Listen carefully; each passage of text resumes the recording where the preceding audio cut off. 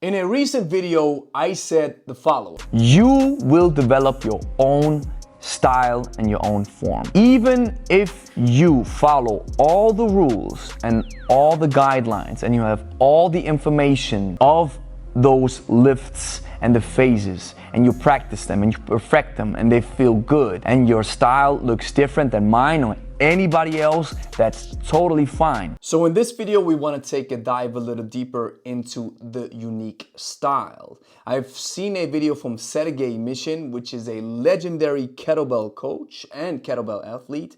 And he put something on display which is so interesting and just fits perfectly with the narrative that you will develop your own style.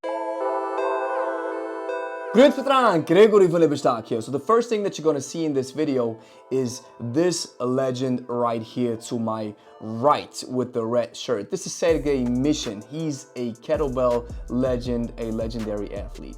And what he is showing is how different body weight athletes or athletes with different body weights handle the first drop when the kettlebell comes down from the overhead top fixation into the rack rest position. Now the first thing that you see is the guy with the blue shirt. The guy with the blue shirt is a lighter version than the guy with the yellow shirt, which is obvious. Now what you can see is, first of all, the dip and the bump is way stronger from the blue athlete, and once he brings the kettlebell down in the rack rest position, you see how he goes on his toes, and then the kettlebell, they both fall down from the overhead top fixation, and then they land in the rack rest position, and you see he goes into a, we could say, a third dip to compensate for the drop of the weight. And this goes to show, SERGEY MISHIN now explains what happens to the knees, what happens to the quads once they're in the overhead top fixation. He says once you're in the overhead top fixation, you want to keep your quads as relaxed as possible so they can breathe.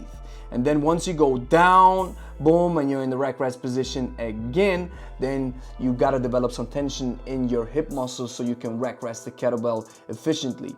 And this drop is so interesting because I see this happen to me as well. I drop it, and then like in soccer, when I want to take a ball with my chest, I go on my toes and then I drop again to compensate the weight because I'm lighter weight. So now what follows is the heavier athlete with the yellow shirt, and there's two things that SERGEY is mentioning that I can see as well. Now first of all, the weights are the same. The athlete is heavier, and what we can say is if you're heavier, if you have a heavy body frame, and if you're bigger, then this could mean that you're also stronger. So the first thing that you see is once it goes into the dip and then the bump, the dip and the bump has way less impact or way less drive because he's more powerful, the weight is lighter, and he doesn't have to use as much force from his legs to bring the kettlebell in the overhead top fixation. That's the first thing that I'm seeing.